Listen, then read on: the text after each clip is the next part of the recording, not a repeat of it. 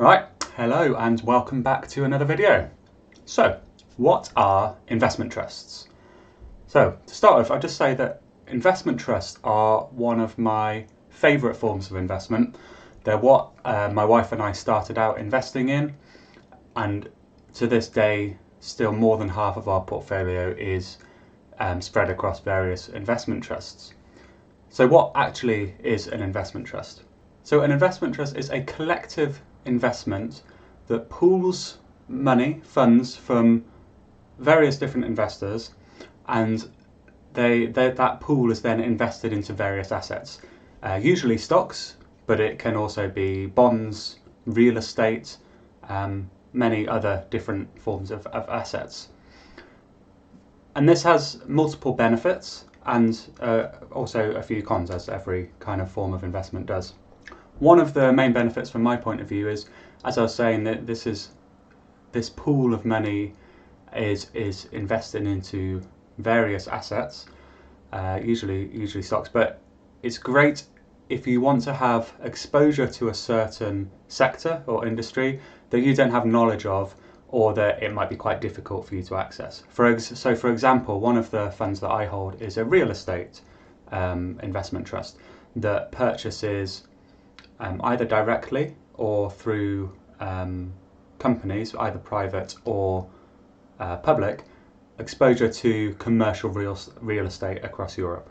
So this is a sector that I'm not going to go out there and buy warehouses and things, but this investment trust, managed by people that are expert in this sector, gives me exposure to that sector. Similarly, another thing that I like about investment trusts is investment trusts can go out and purchase stakes in private companies. So companies that aren't on stock exchanges, they're not available to buy shares in, they're private companies. But through investment trusts, because they're pooling capital from many different investors, they've got a lot of money to work with, and they can approach private companies that are looking for funding or that are looking for investment, and they can invest on our behalf. So, for example, Scottish Mortgage is an investment trust we have shares in. Hasn't been doing very well for the past couple of years, but one of the things I like about them is they have investments in private companies. So by default, I do as well by holding shares. So there's various ways you can use it to your advantage. Another example is, so I have no idea about the biotech industry. There's certain individual stocks and stuff I'll research and things, but on the whole I don't have great knowledge of the biotech sector. So I could, if I wanted to, invest in a specific biotech-based investment trust run by a fund manager that hopefully has expert knowledge in the biotech sector and invest in a portfolio of companies with exposure to the biotech industry. And it saves you from having to become an expert in that sector and try and pick out individual stocks in that sector. You can just buy an investment trust that has a pool of investments in that sector. Similarly, I'm going to keep going. You could use it to diversify your investment portfolio by geography.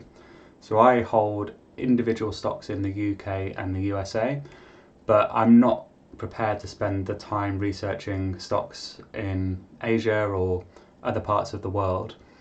So I have an investment in an investment trust whose specialty is emerging markets. So they have investments in companies in South America, Asia, Africa, all of these places where there's a lot of growth and huge potential for growth, which is a bit risk, but the companies are exposed to a bit more risk than one might be in kind of the USA or a developed country. But by having a investment trust which has a basket of dozens of stocks across this sector, if one goes wrong, it's not the end of the world, you're quite well diversified.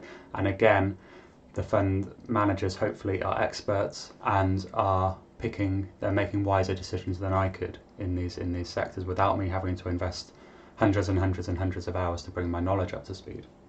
So investment trusts are similar to mutual funds and exchange traded funds, but there's a few distinct features that set them apart.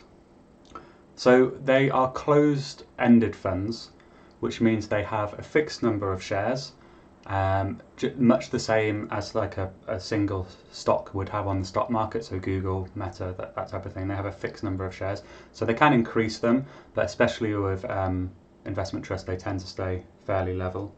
And this means they trade exactly like a stock. You buy them on the stock market, you can see the share price going up and down, and they trade exactly like a stock.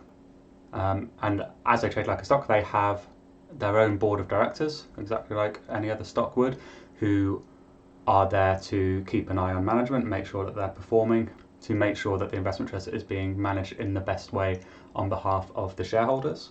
So that's quite a nice thing that's in place there. Most investment trusts will pay out a dividend, which can be great for long-term kind of compounding rate and building wealth over the long term.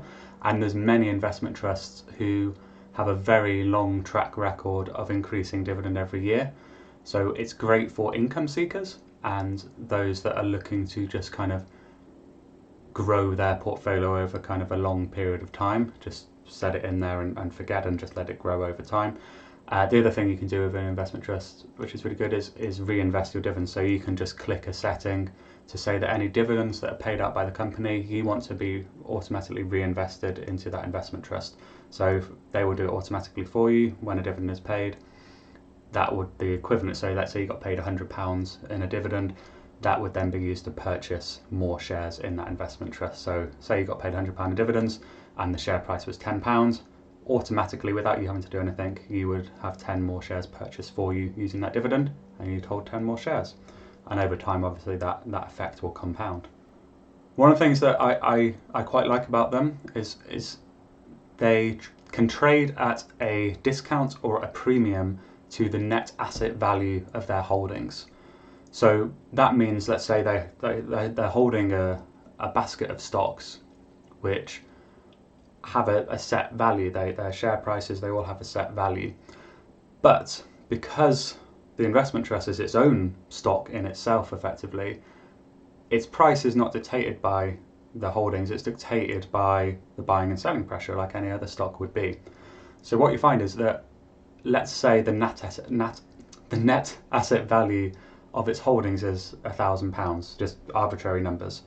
It could be trading, so you'd expect the share price of the investment trust to be £1,000. It could be trading at 900.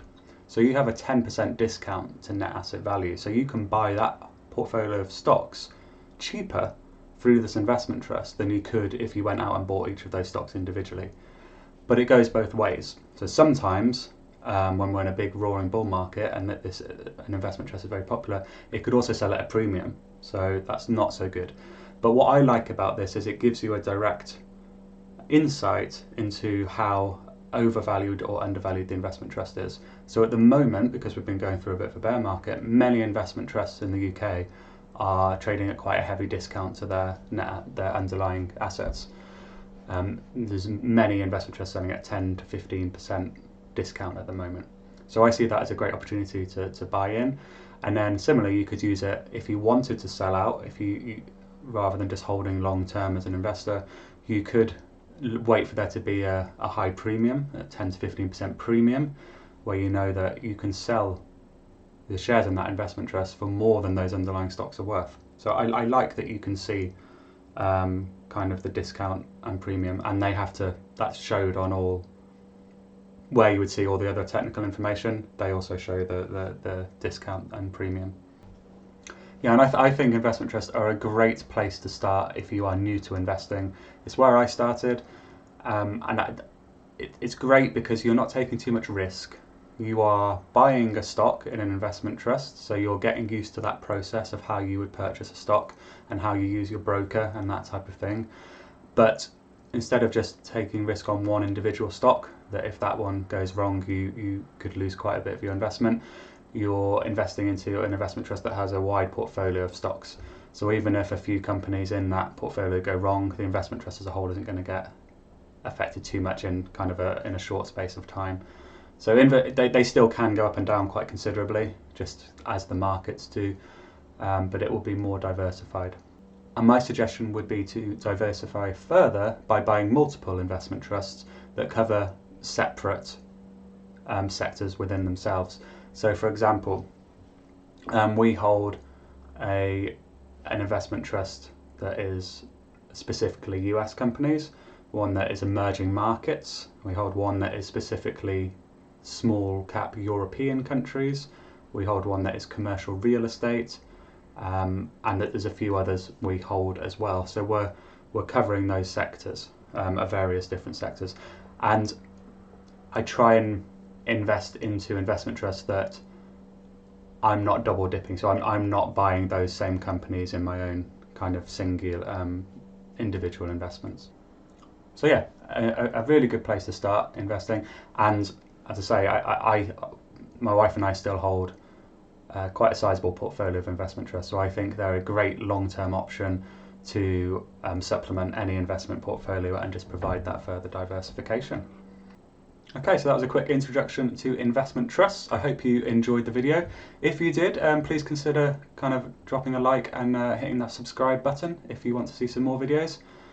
And yeah, thank you for watching and good luck with your investments.